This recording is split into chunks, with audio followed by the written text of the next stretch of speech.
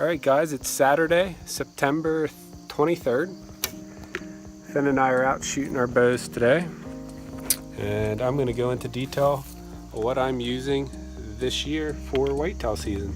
Alright, so here's my bow setup for the year. I'm hunting with the RK1, Striker, a new breed. Put these guys together. 45 pounds at 28 inches, so it's the most comfortable bow as far as weight goes. Stepping down from 52 pounds last year. So this is a CXR made by RER Bows. It is a 56-inch recurve takedown. Obviously rocking the Selway quiver. This is some brown ale bowstring that my father tied up for me. And the arrows that I'm shooting out of this bow are the Easton Axis 400s. It's what I shot out of it last year. Didn't have a lot of time to tune this year, however I did get one Valkyrie 400 pretty well tuned. It's not as perfect as I'd like it to be, but I wouldn't be afraid to hunt with it. A little higher FOC, 350 grains up front. The Easton Axis are cut to 29 inches. I have 275 up front, so the FOC's down a little bit, but the weight's up. They shoot better out of this bow, makes the bow quieter, and that's about it.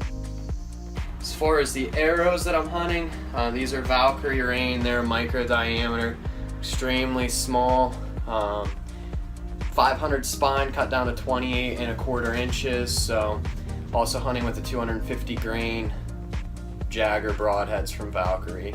These guys fly great, really happy. It's almost like I'm shooting field points when I throw those on and have been practicing with them. I don't really notice a huge difference there, which is a good thing for me. As far as arrow wraps, these guys are the most obnoxious arrow wraps that you could imagine. Just pick them up on arrowwrap.com. Gateway feathers, these are 2-inch bat wings going 4 fletch. A little bit of Kevin's influence there, but one of the things I decided to do different this year that I haven't done before is hunt with nocturnal lighted nocks. Always wanted to, never really had a reason not to other than just having to buy some. These nocturnals have the exact same knock fit as the nocks that come with the Valkyrie Rain, so really pleased with those. I also don't think that having a lighted knock really gives you that much of an advantage. Knowing exactly where your arrow hits, I think is a good thing. So for me, that's the route I'm going. Selway strap-on quiver. Didn't have a longbow quiver to throw on this guy. Typically like the slide-ons a little bit better. They stay put for me well, but I do really like the convenience of having a strap-on. So another interesting thing for me this year is I've built my own string for the first time ever. This is fast flight material, I can't talk, from Brown Ale. So twisting your own string is something that I think everyone can do because I can do it. I learned how to do it. It took me 4 or 5 tries after my buddy John kind of walked me through it, and getting the length is tough, but was really excited to do it on my own, and it just adds a different element.